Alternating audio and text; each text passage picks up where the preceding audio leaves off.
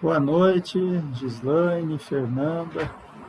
Boa noite a todos. Então já são 19 horas aqui no meu horário. Nós vamos iniciar então. Aí é o mesmo horário daqui, então. Aí é o mesmo horário. Uhum. Vamos iniciar então. Eu vou fazer a apresentação da professora Zefa. Só um momento aqui.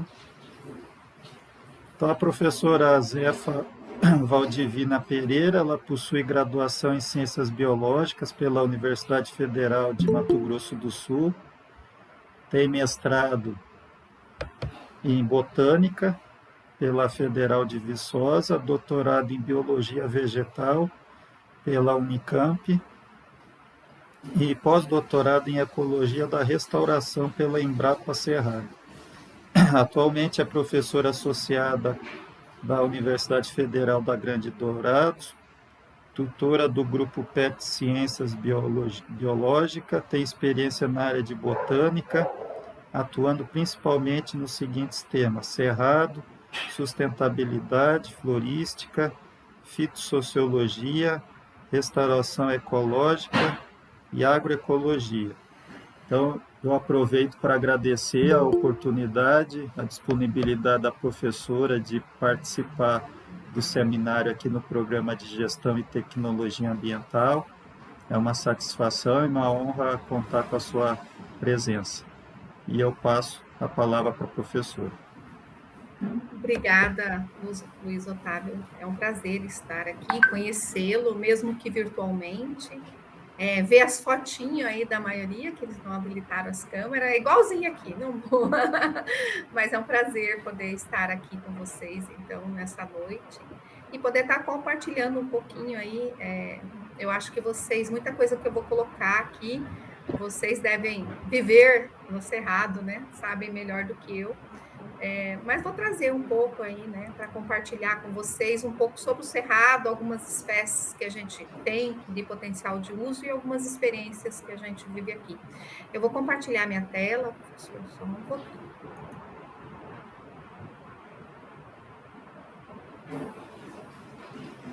Eu tenho uma participante aqui que eu tenho que ficar cuidando dela, que ela quer subir para participar junto à aula aqui.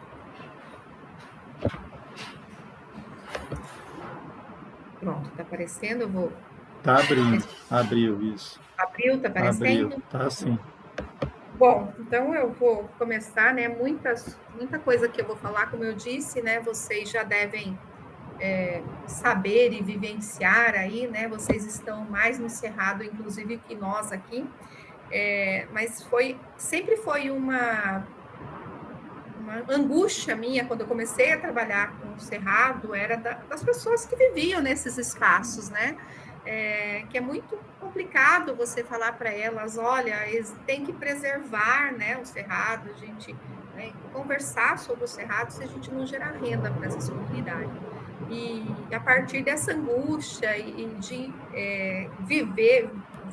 vivenciar essa dificuldade que essas comunidades apresentam, eu comecei a, então, trabalhar aí com o aproveitamento dos frutos do Cerrado para algumas comunidades aqui do Mato Grosso do Sul. Então, mostrar, né, as espécies que podem ser usadas, então, que eles podem viver junto com o Cerrado, não precisa destruir, né, e em troca gerar renda. Eu acho que o mais importante é gerar renda. E como vocês estão num programa interdisciplinar, né, ciências ambientais aí com várias áreas, eu acho que é extremamente importante, né, esse diálogo, inclusive o diálogo dos saberes aqui. E hoje, né, mesmo a pesquisa tem que ter, né, um viés aí com o social também, a gente não pode deixar de lado. E aí, então, a ideia é passar um pouquinho aí para vocês, embora, como eu disse, muita coisa vocês devem saber, né, mas compartilhar um pouquinho aí com vocês. Então, o Cerrado, né, como é de conhecimento, é o segundo maior bioma aí do país, né? São mais de 2 milhões de quilômetros quadrados, como vocês podem olhar esse espaço. E aqui, né, nós estamos, né, no Mato Grosso do Sul, ele chega a toda essa região aqui. E se pensarmos que, em termos de fitofisionomia, o Pantanal também é cerrado, né? Isso aumenta muito mais ainda. Então, nós temos muitas áreas com paisagem distinta, mas muitas áreas de cerrado dentro do bioma Pantanal também. Então, é uma paisagem aí bastante grande, né? E o cerrado, enquanto bioma, né, no sentido amplo da palavra, é composto por todas essas fitofisionomias, como vocês podem evidenciar nessa foto. Vai desde mata ciliar, mata de galeria, cerrado, senso estrito, cerradão, campo limpo, campo sujo, campo cerrado, entre outros. E o que define a ocorrência de um ou outro é a qualidade do solo. Ele vai, a hora que vai aumentando, né, a quantidade de solo, vai aumentando também a presença de espécies arbóreas nesse sistema, até chegar no cerradão, onde eu tenho uma floresta, mas que é um cerradão por conta das espécies que ocupam esse espaço. E tenho as áreas, né, de APPs, que formado aí por matas ciliares ou mata de galeria aí, conforme vocês estão observando nessa área. Então, quem determina a presença de uma ou outra é a melhoria na qualidade do solo.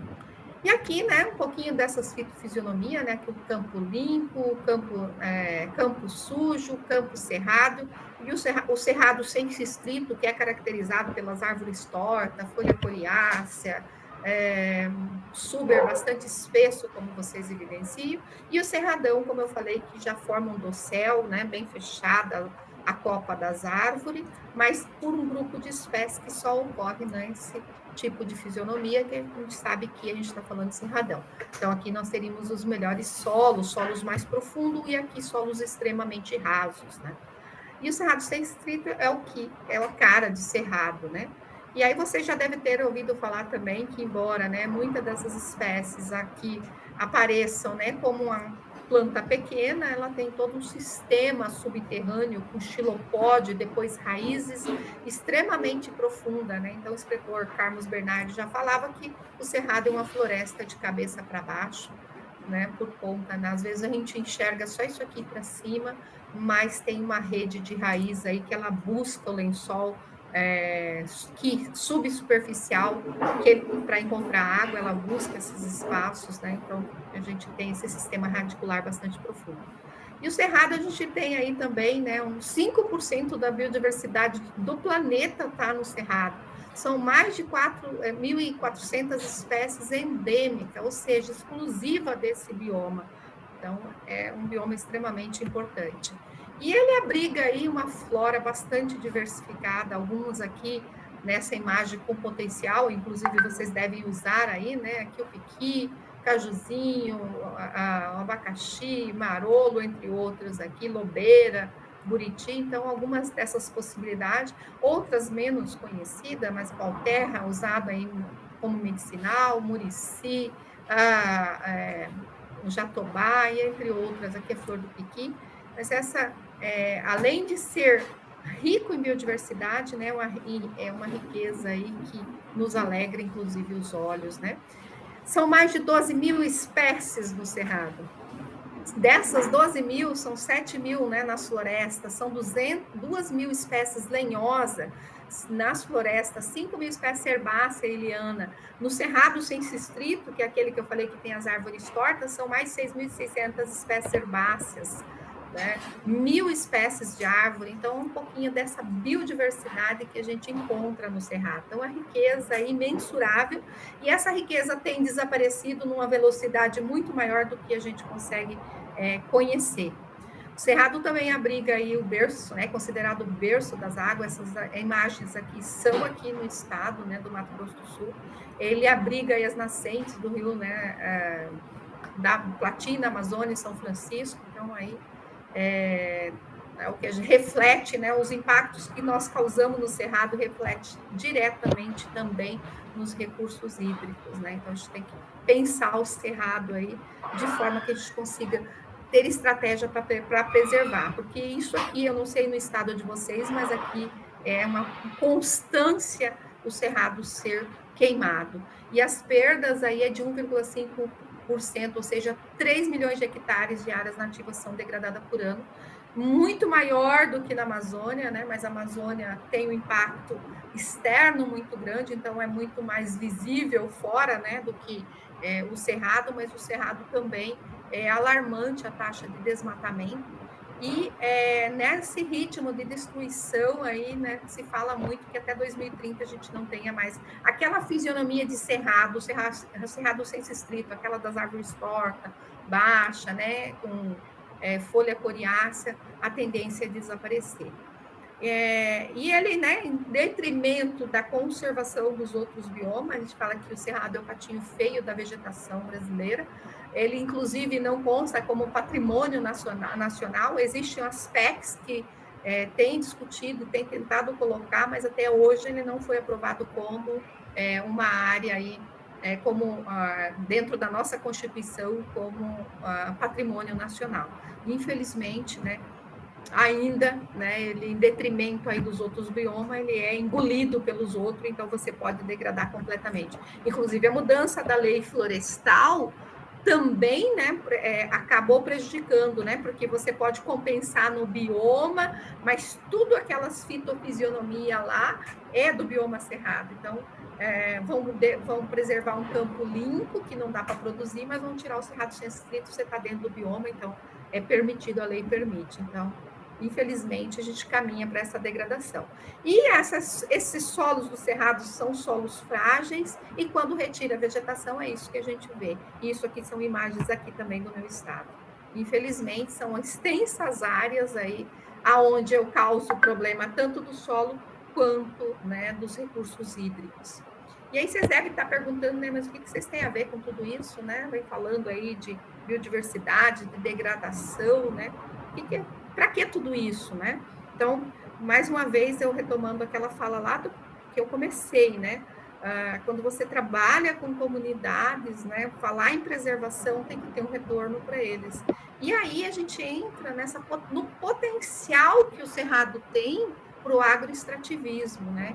Então, esse agroextrativismo que, né, combina a produção pecuária com a conservação da biodiversidade, usa tecnologias aí apropriada, né, não retira todos os frutos, então faz o uso sustentável, com foco tanto na subsistência como no mercado, né? Então, é uma maneira aí de encontrar alternativas para preservar esse cerrado que está desaparecendo e manter esses povos no campo, dar dignidade, dar segurança e soberania alimentar para eles, e eles terem, inclusive, né, a fonte de renda. Então, o cerrado permite, pela essa rica biodiversidade, permite que a gente fortaleça o agroextrativismo, e esse agroextrativismo, por mais que eu ponha aqui vários, né, inclusive potencial madeireiro, mas que a gente use o agroextrativismo de plantas aonde você não retire, não precisa, né, retirar o indivíduo como todo, né? Então, usar frutos, sementes, folhas, e não usar aí para carvão e lenha, né?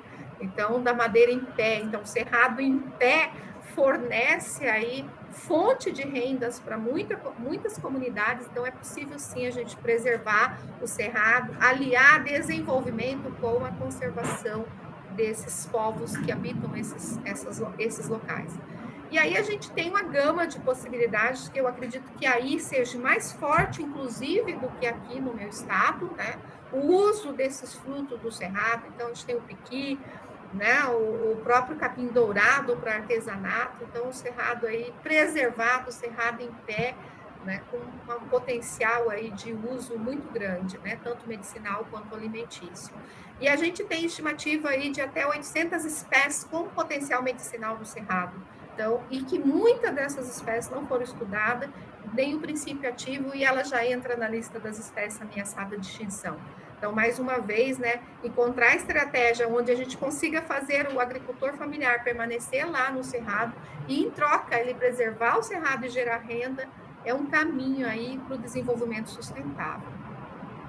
E aí, dentro dos aspectos socioculturais aí do agroextrativismo, né, ele promove a manutenção da comunidade no campo, valoriza a cultura, utiliza a mão de obra local, concilia a conservação, como eu já falei, segurança alimentar, geração de renda.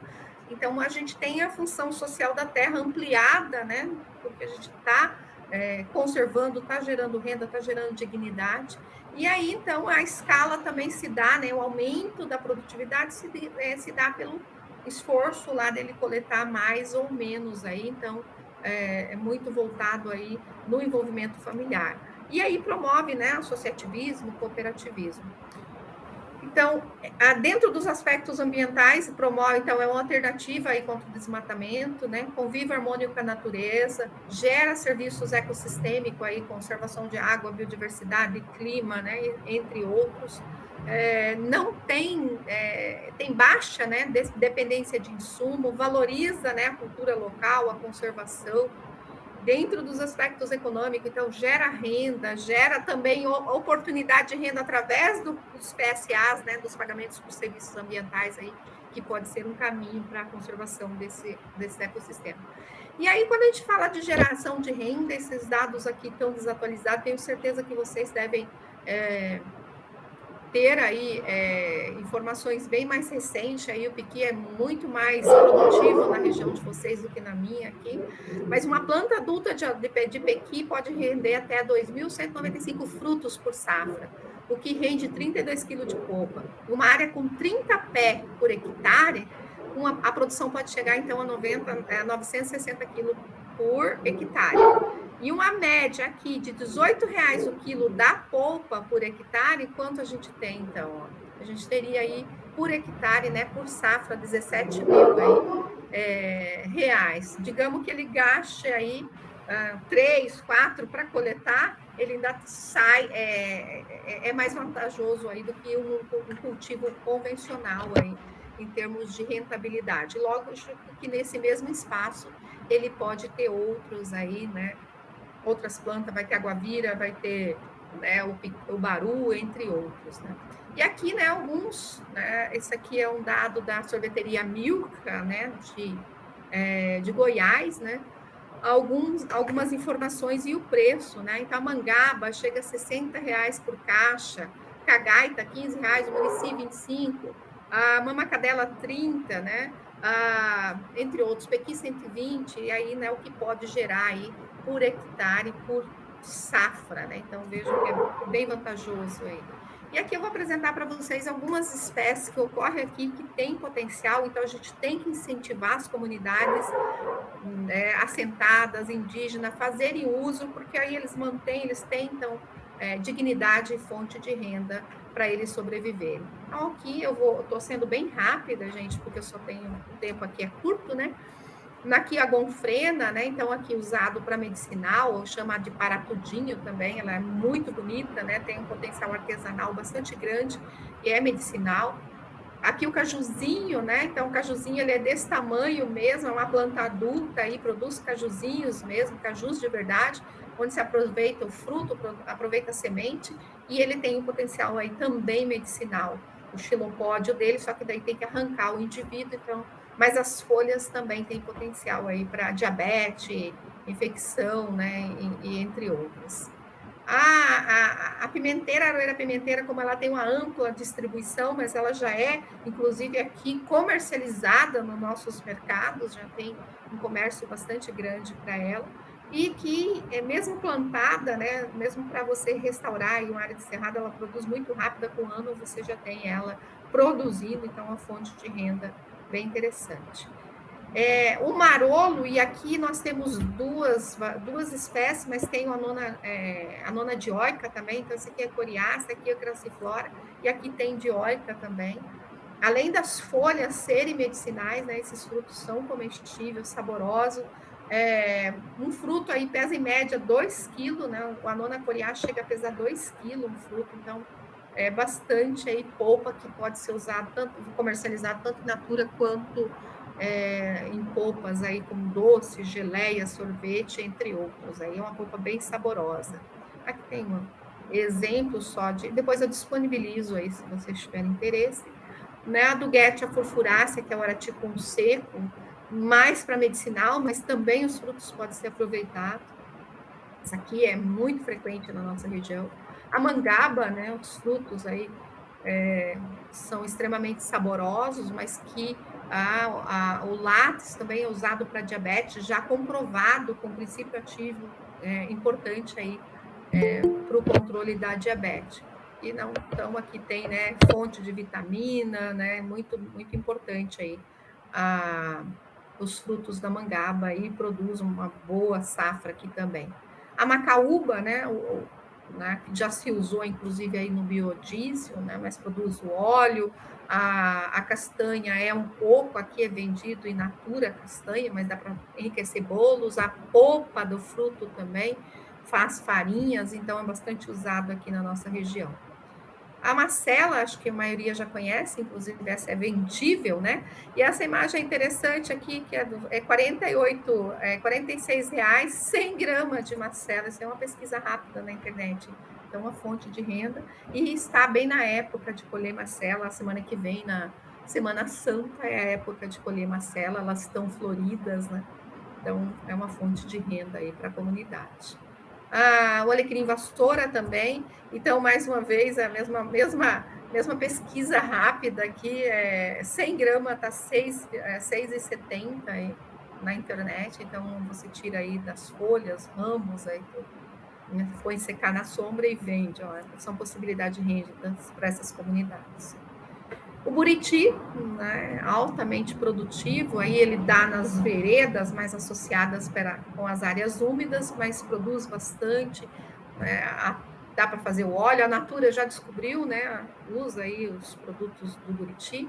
Aqui a catuaba também bastante produtiva, né, bastante utilizada aí as raízes, principalmente as raízes, mas as folhas também têm potencial medicinal aí como afrodisíaco, e as flores, os frutos são artesanais também, pode ser usado.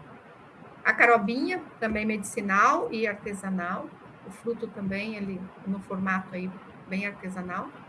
O piqui, né, bastante usado aí, né, já por muitos, o óleo, né, das sementes, frutos comestíveis, mas a gente tem uma parte, 80% do fruto ele não é aproveitável, né? Então toda essa polpa aqui ela não é aproveitada. Então, né, dá para se pensar em outras tecnologias aí de se usar, né, a polpa do piqui aí na fabricação de ração, sei lá, sabões, né, que também, então já vi gente fazendo sabão, então por que não começar a explorar essa parte do piqui que a gente joga fora, né? Então a maior parte do piqui a gente acaba descartando. A cagaita, né, o nome não é mera coincidência, em fruto bem maduro causa diarreia, mas em compensação o fruto, né, quando não muito maduro, aí, é extremamente saboroso, ácido e muito saboroso, e que pode ser usado para fazer sorvete, geleia, rico em vitamina C, e, né, é purgativa, né, tem esse potencial aí medicinal de ser purgativa. O baru, também aí muitos de vocês já conhecem, dá para fazer artesanato, a polpinha aqui dá para fazer doce, e a castanha aí melhor do que o amendoim, inclusive venda. Aqui na minha região, 1 quilo de castanha está em torno aí de 120 reais, então altamente vantajoso para as comunidades. Tem uma procura muito grande, então ó, aqui a polpa podendo ser usada, a castanha torrada e sendo utilizada também. O faveiro ele é bastante usado, a rutina é utilizada para fazer medicamento, ela é retirada do fruto verde, né, da fava, que eles chamam aí verde. Eles tiram, então, esse composto chamado rutina, que vai nas pomadas. Então, o quilo da fava, hoje, deve estar em torno de $5. E aí, a rutina, extraindo a rutina, deve estar em torno aí dos $30 o quilo da rutina. Então, bastante potencial de ser usada essa espécie também. O jatobá, né? O jatobá é um amor e ódio. A farinha de jatobá aí é usada. Tem muita gente que fala que tem cheiro de chulé, mas é uma farinha que pode enriquecer pães, bolo, né? Bolachas, né? Então, bastante usada, e que ele tem aí o potencial medicinal também. Então, aqui tem a farinha dentro, né? Dá para usar aí em diversas receitas. A mama cadela, que é o Brosmo gaudichaud, o frutinho aqui, eles chamam que era o chiclete do cerrado, né? Quando é maduro fica bem laranjinha, ele parece mesmo um chiclete na textura, é bastante apreciado aqui, dá para fazer geleias, doces, entre outros, bastante produtivo. A Lafoense pacaria, que o pacari ele é medicinal, a casca é utilizada para úlceras também, então já tem estudo comprovando a eficiência dessa espécie aí em problemas estomacais. A cabeludinha, né? Então aqui é muito saborosa também, bastante abundante aqui no Cerrado. A Polteria ramiflora ou a curriola, o guapeva, a gente tem as duas, a Polteria ramiflora e a Polteria torta também, que também tem um fruto bem saboroso, são muito parecidas as duas, e bastante produtivo, hein? Dá para usar para fazer doces, geleias. A lobeira tem uma história interessante aqui, a comunidade com quem eu trabalho sempre achou que era veneno, e quando eu cheguei e falei que eles podiam usar, eles disseram, nossa, isso é veneno, a gente sempre achou que era veneno. Aí, não, vamos lá, fizemos geleia e eles perceberam que não era veneno e hoje eles vendem, né? E ela dá um fruto grande, bastante apreciado, lembra aí a geleia de pimenta, né? Porque ele tem uma certa picância, mas é bastante apreciada a geleia aí da lobeira. Aqui são os marmelos, né? A gente tem aqui essa, a Libertia Sessilis e essa, a Édolis. A Sessilis é mais usada, então vira uma marmelada também, bem apreciado, bem gostoso. Esse aqui já é um marmelo mais seco, mas que dá para aproveitar também. E as folhas aí são medicinais. O Murici, a gente tem várias espécies, mas a mais comum aqui é a Verbacifolia, que dá, então, esse frutinho. Ele não é grande, mas dá para fazer licores, dá para fazer suco, ele é bem saboroso. Então, a guavira, inclusive, né, aqui é a fruta símbolo do Mato Grosso do Sul, ou guavira, ou guabiroba, né, Campamanésia adamante, bastante produtiva, fruto bastante saboroso e apreciado aí pelas comunidades. São fazer picolé, geleia. Hoje se usa a polpa, tira a polpa para fazer os doces, geleias, entre outros, e a casca e a semente tem virado condimento, inclusive para temperos. Então tem um aroma muito legal a casca que está sendo usada aí para produzir então esses condimentos. Aqui outros, né? O abacaxizinho do Cerrado, então tem bastante semente, inclusive, mas é bem ácido, né? Então dá para fazer suco. O caraguatá, usado também para fazer, além de ser remédio, dá para fazer geleia, dá para fazer licor, mas tem um potencial aí como xarope, né? E aí um pouquinho das experiências aqui da Associação Sabores do Cerrado, que iniciamos, né, foi o grupo aí que me despertou para trabalhar essa comunidade com os frutos do Cerrado. Então eu trabalho com essa comunidade desde 2008, onde a gente vem desenvolvendo ações para conservar o cerrado, restaurar a PP e gerar renda para essa comunidade. Então, a associação é formada aí por 30 famílias que trabalham de forma justa, né, solidária, e os produtos são comercializados hoje dentro da universidade. Tá? Então, elas colhem os produtos, elas têm uma cozinha comunitária e esses produtos são vendidos dentro da universidade. Então, esse grupo começou com toda a parte de formação, né? Tem alguns momentos dessa etapa de formação, onde quais as espécies que eles podiam usar. E é interessante como antes era veneno, hoje tudo eles catam e querem transformar em doce. Então, eles acham uma fruta nova, eles mandam para mim, você pode consumir essa fruta se não é veneno. Né? Aprenderam, né, boas práticas de manipulação, né, vários momentos aí de aprendizado, usar para artesanato essas matérias-primas do Cerrado também. Aqui o momento, né, deles trabalhando coletivo, quebrar baru, né, aqui despolpando. Esse grupo ganhou em 2011 um prêmio, né, mesmo que simbólico prêmio, mas um reconhecimento do Ministério do Meio Ambiente como boas práticas de educação ambiental na agricultura familiar. Eles foram selecionados aí no Brasil, foram uma das 25 experiências selecionadas. Então, aqui o grupo, o momento deles estarem trabalhando. Aqui, né, o momento deles estarem produzindo, aprendendo, produzir também. E os espaços de comercialização, eles vendem dentro da universidade esses produtos, aqui alguns momentos, né, trazer para a universidade abriu as portas, hoje elas permanecem dentro da biblioteca, a gente tem um projeto aqui, todos os produtos que elas fazem, então além das feiras, né, elas participam de feira e tem esse espaço permanente dentro da biblioteca, tá? Então aqui foi um card feito pela universidade, divulgando os produtos delas, então elas têm um espaço garantido dentro da universidade, lógico que com base, né, da gente estar submetendo o projeto aí de extensão, mas elas mantêm esse espaço de comercialização permanente. E em troca, então, todo o processo é solidário, né, elas têm que manter o grupo, então quem vem mais para a universidade é a Luciana, que ela tem um potencial aí, facilidades, porque ela tem família em Dourados, né? Ela mora, mas ela é assentada, e os demais, mas ela pega de todos os produtos de toda a comunidade dela, dessas 30 famílias, manda o produto. Quando não tem, a gente busca, inclusive, os frutos do Cerrado vêm de outros assentamentos, elas também geram renda indireta para outros assentamentos, porque elas não dão conta de coletar tudo que ela tem na área delas. Em troca, elas têm que conservar o Cerrado e a área de restauração de APP. Esse é o outro grupo que elas costumam fazer troca, aqui já é um pouco mais longe, em Nova Casa Verde, em Nova Andradina, então já fica um pouco mais distante, então elas acabam vendendo in natura. Esse grupo aqui tem mais dificuldade em comercializar, até pela distância, elas comercializam em Nova Andradina e vende o produto in natura para essa comunidade. Essa comunidade transforma esse produto in natura nos doces que vocês estão vendo e as geleias que não estão aparecendo. Tem um pedacinho aqui na foto, doces e geleia.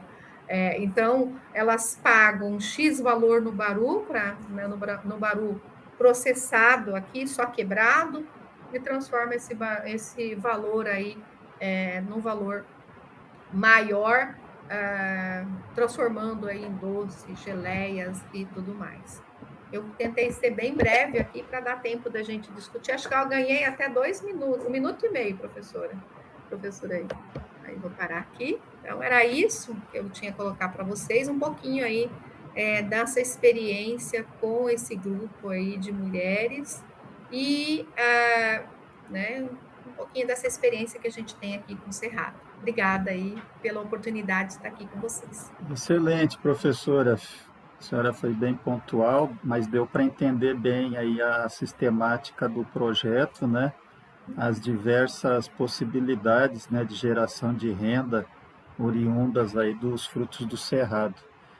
Então, assim, para destacar, assim, até por causa da nossa visão, né, como economista, o que me desperta, assim, a primeira observação que eu vejo, assim, da sua apresentação, é a infindável quantidade de bens, de serviços, de produtos que podem ser originados dessa produção que a gente nem, a maior parte ali, eu nem nunca tinha ouvido falar, né?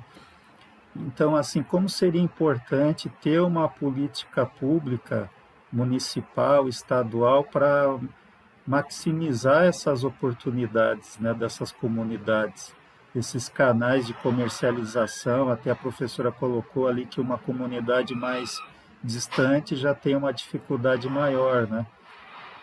E a outra que é mais próxima já consegue acessar ali as feiras, a própria universidade.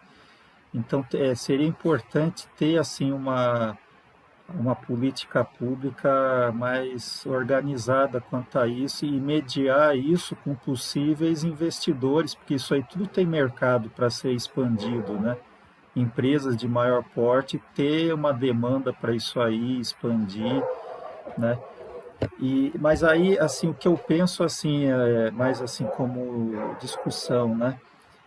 O que a gente percebe aqui em Rondonópolis, desses produtos aí, o pequi, o baru, né?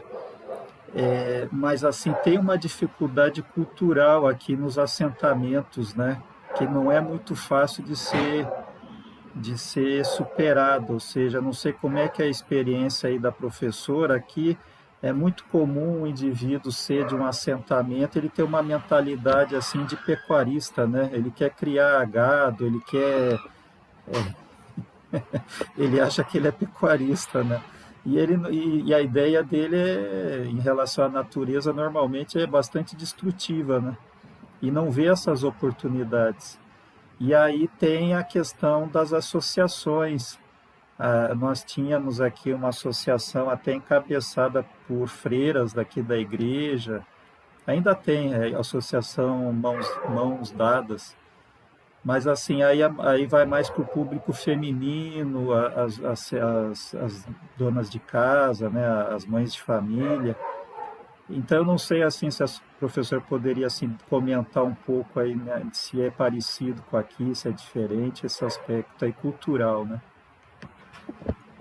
Então, professor, bom, primeiro, né, a questão de políticas públicas. Inclusive, aqui no nosso estado tem um plano estadual de agroecologia e produção orgânica e agroextrativismo. Só o documento, né? Então, implementado na prática, não tem. Né? É um começo, né, para discutir, tem um diálogo, mas não está acontecendo de fato a inclusão aí como uma política pública. Com relação à cultura, né? Então, realmente, a gente sempre fala que eles têm são pessoas que trabalharam aí na agricultura, né, ou na pecuária por muito tempo e eles vêm com a visão de patrão. Aí eles chegam em 13 hectares, eu não sei a média, mas aqui os novos está nessa faixa aí de 13 hectares, e acha que eles ou vão plantar soja ou vão criar gado, né, vai tirar leite.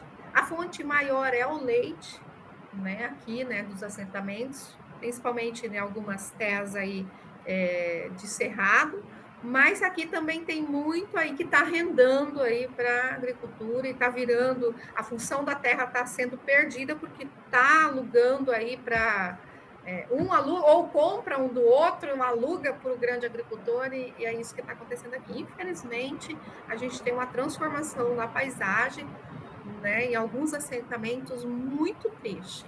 E quando não corta, tudo vai virar lenha, tudo vai virar carvão. Então tem esse assentamento também que o cerrado está virando carvão. Infelizmente, a gente enfrenta os mesmos problemas, eu acho que é igual, sabe? Essa cultura que vem do modelo de desenvolvimento agrícola que nós temos no país. Né? Então é exploratório, né? Vai lá, tem que arrancar tudo, inclusive até para uma pastagem, né? O boi sombreado produz mais leite, não, mas aquela grama é amarga que está embaixo da árvore, né? Essa visão aí que vem agregada, tem que limpar tudo e plantar tudo soja ou plantar tudo braquiária, né? Infelizmente aqui tem essas questões também.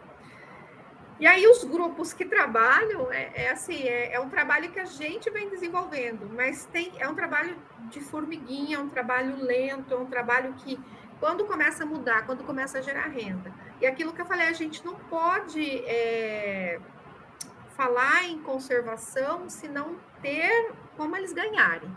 Né? Também não podemos ser hipócritas, né? Você tem que preservar o cerrado.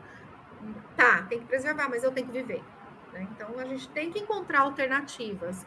E aí cabe falta de políticas públicas, quanto mais a gente incentivar. Então, o pagamento por serviços ambientais está aí, é uma possibilidade. Então, só o fato de preservar, ele tinha que estar ganhando. Né? Porque é um patrimônio, porque tem uma diversidade, porque tem, né, o pagamento aí associado, né, também como a Natura, explorando o Buriti, né, que eles podem receberem por isso. Então, a gente tem que encontrar alternativas e tem empresa querendo comprar. Mas aí você pega uma pessoa descapitalizada. Eu pego se for um caminhão fechado de Baru. Tem empresa para isso. Ele não tem condições de colher um caminhão fechado de Baru. Às vezes, o grupo não tem, né? Porque não tem espaço para ele escolher. Então, são áreas pequenas. E aí entra, né, o governo juntando de pouquinho em pouquinho para vender como caminhão fechado. Falta essas políticas, né? Infelizmente. E a mudança, então a gente tem falta de política e tem que mudar a mentalidade. E a mudança vem com o tempo, com a formação. Esse grupo como que eu trabalho, eles colocavam fogo no cerrado, eles tinham a mesma visão do modelo que a gente tem até hoje. mas foi um processo aí de internalizar que é possível preservar, que é possível gerar renda, levar para curso, para formação, mostrar, ir com eles, vamos preparar um doce disso aqui, olha, dá para vocês comerem, né? É nutricional, é bom. Valorizar, levar a universidade para lá e eles apresentarem também, isso é muito importante, eles se sentirem protagonistas, eles são acima, né? Eles estão dando aula. E isso é muito bom, valoriza eles. Então, a gente tem que valorizar a sabedoria deles também, isso é extremamente importante. E é um processo, né? Ele internaliza, quando consegue internalizar, eles começam a ser atores, defensores do Cerrado. Então, a gente também tem esse mesmo grupo, também tem mel, e volta e meia as abelhas morrem, eles vêm denunciar, eles fazem denúncia, porque põe veneno, as abelhas morrem também, né? Então, eles me ligam, estão cortando o cerrado em tal lugar, avisa ambiental, né? Então, eles já são defensores, né, do cerrado. Mas é um processo, poderia se criar reservas extrativistas, né? Mesmo das reservas legais dos assentamentos, virar reserva extrativista, o governo, o município ganha e eles não podem cortar e gera renda. Né? O próprio grande agricultor que tem reserva legal podia permitir a extração sustentável. Gente, era só deixar entrar, colher, ele não vai estragar as espécies que estão lá, ele vai até ajudar a preservar. Mas não, tem lá, você entra com bala, né? Você é tirada a bala lá. Então, o próprio grande produtor, se ele tivesse o incentivo do governo de ele deixar a reserva legal para o pequeno poder ir lá pegar as frutas do cerrado, ele não precisa pegar, mas pode deixar o pequeno pegar.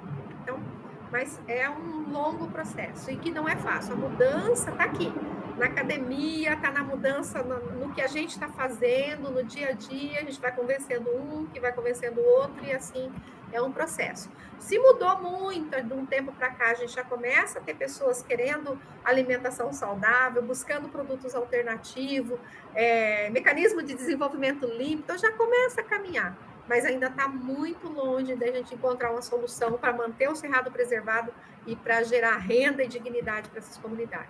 E a gente está falando comunidade aqui não só assentada, a gente tem indígenas também que passam pela mesma situação.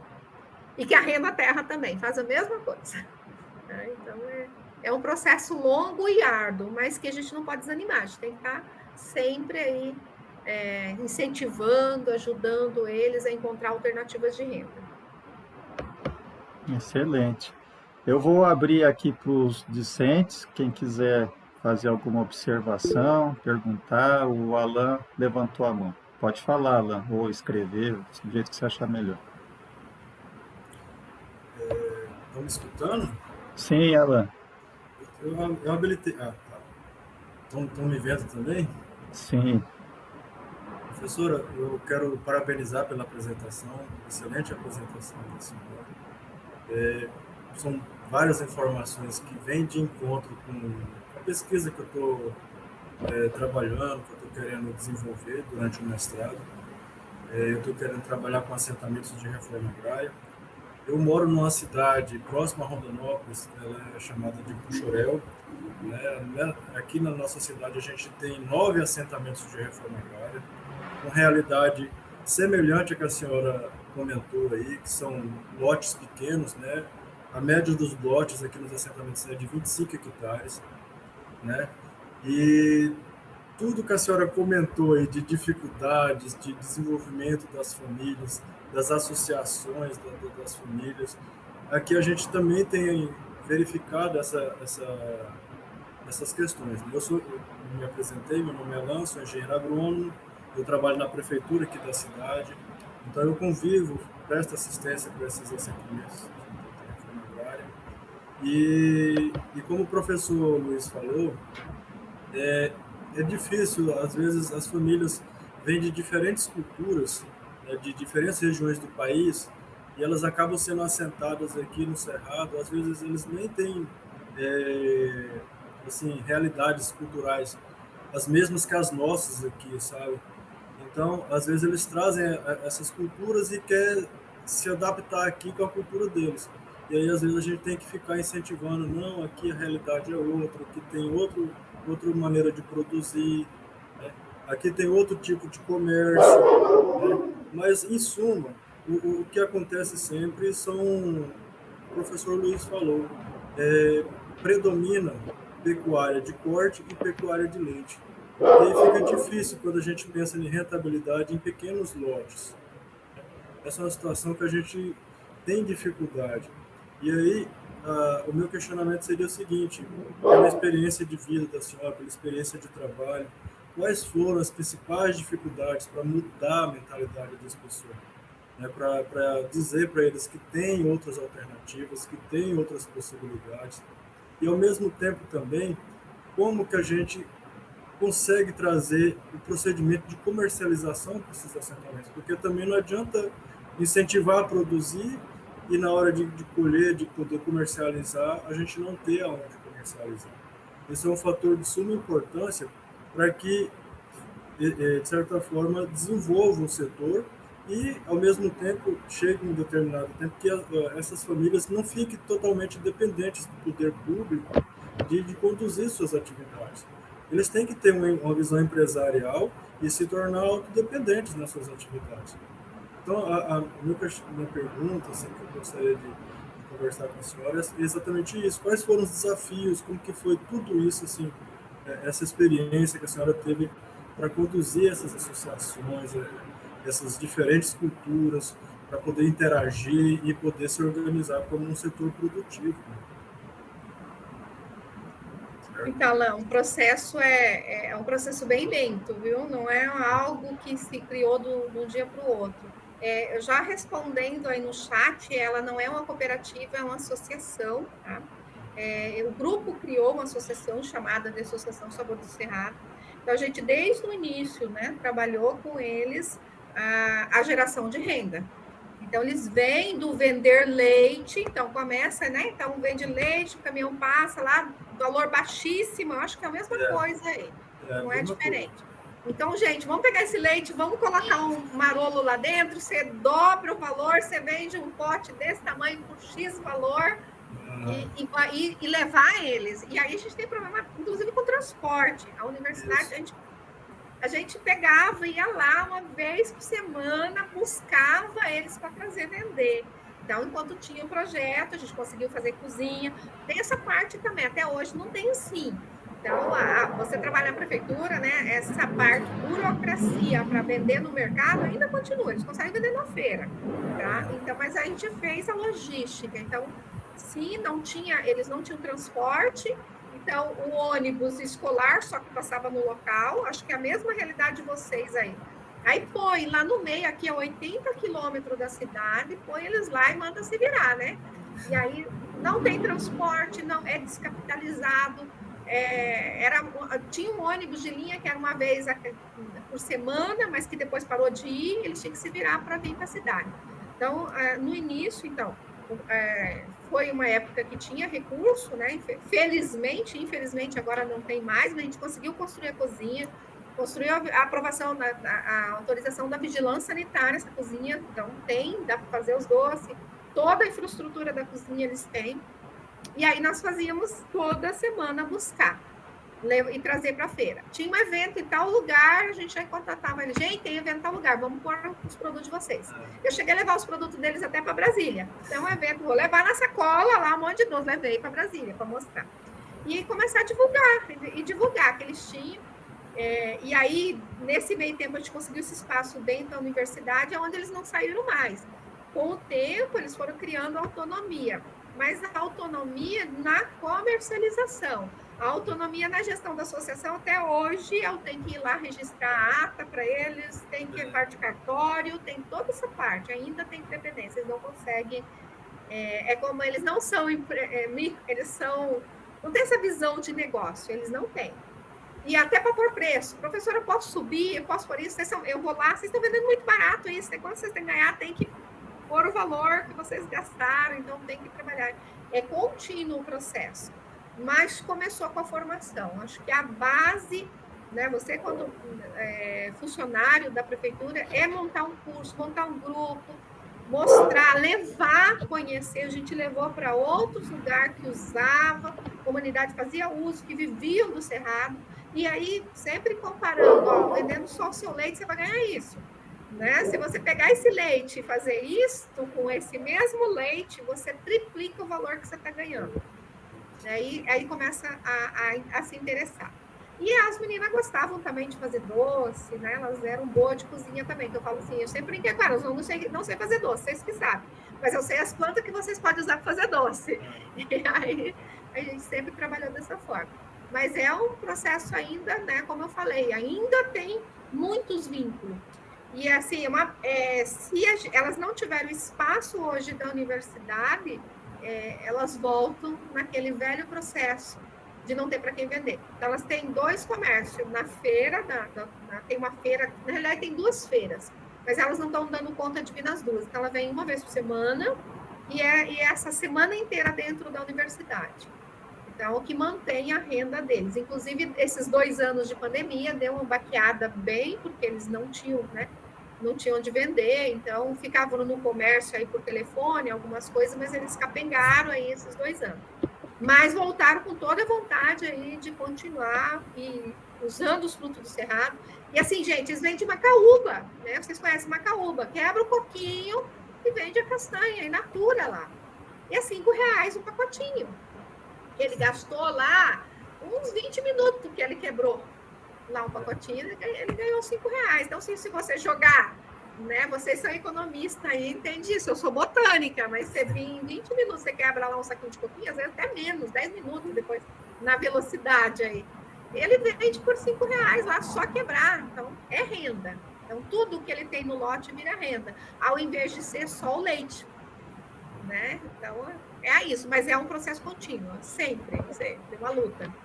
Aqui a gente tem, de certa forma, a gente tem direcionado bastante cursos de atividades produtivas para os próprios filhos dos assentados também, sabe?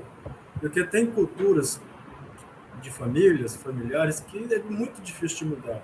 Mas dos filhos, nas novas gerações, elas já vêm com uma mentalidade mais aberta para a realidade.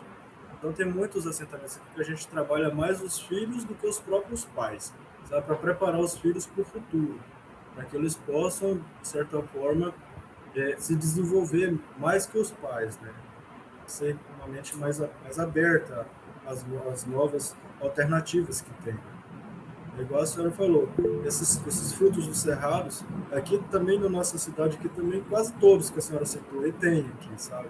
Mas o pessoal não sabe o valor comercial que tem atrás disso, sabe? A gente tem que ficar explicando, a gente tem que ficar comentando, né? Mas, de certa forma, a cadeia produtiva... Incentivar. Infelizmente, aqui os jovens têm debandado dos assentamentos. Infelizmente, existe o envelhecimento dos assentamentos é um fato assim, muito evidente. E aí, história de novo, um comprando o lote do outro, virando o pequeno, vai virar um grande e acabou os assentamentos. Infelizmente, né? A gente caminha para isso. Sim. Muito obrigado, professora. Parabéns pela apresentação. O Ademir levantou a mão aqui, o Ademir, isso. Pode falar, Ademir.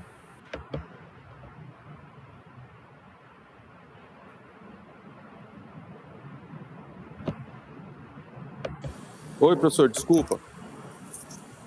Pode falar. Estão me ouvindo? Sim, sim. Eu tinha uma pergunta para a professora Zefa. Professora, boa noite. Nós temos estudado aí nos últimos tempos aí a questão da economia ecológica, né? A questão do crescimento sustentável, entre aspas, aí, né? Essa utopia. E eu queria fazer uma pergunta simples para a professora, no sentido de que essa cultura desses frutos, desses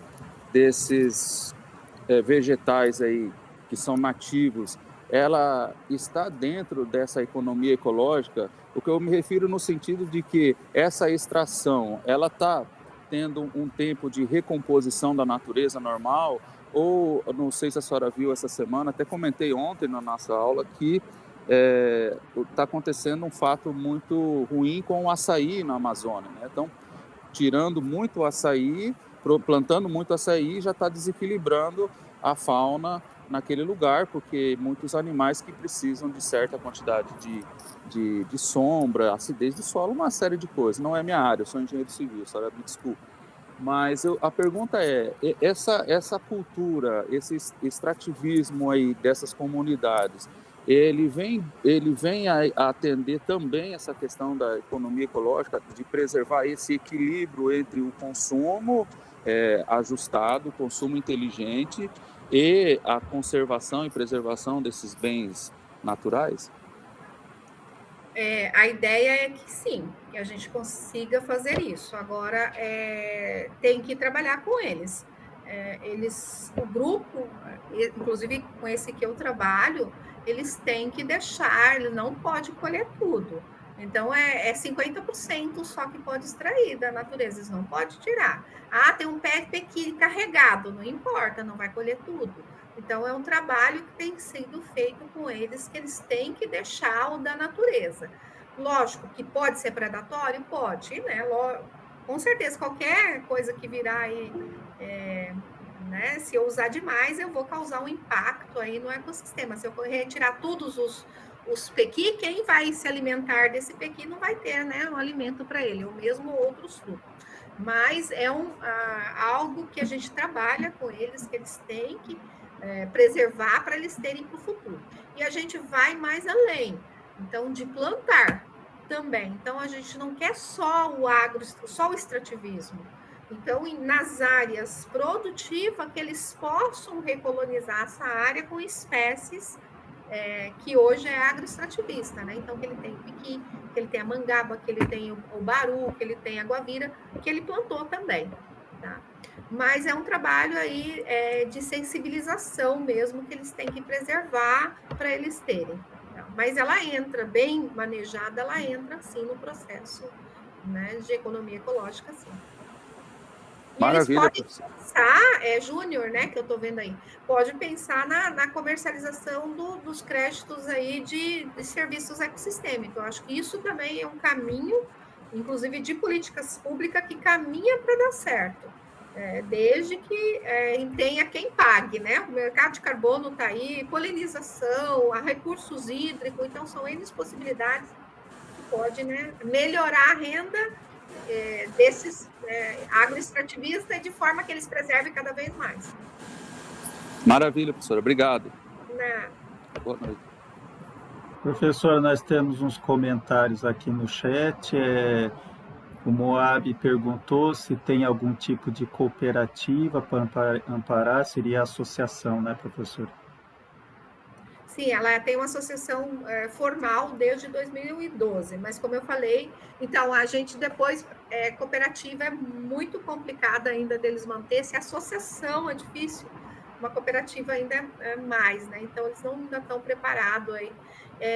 E como eles não exigem a questão de nota fiscal, o comércio o que eles fazem ainda é mais informal, a associação dá conta de abraçar. Eles não cresceram ainda a ponto de ter uma cooperativa. Ok.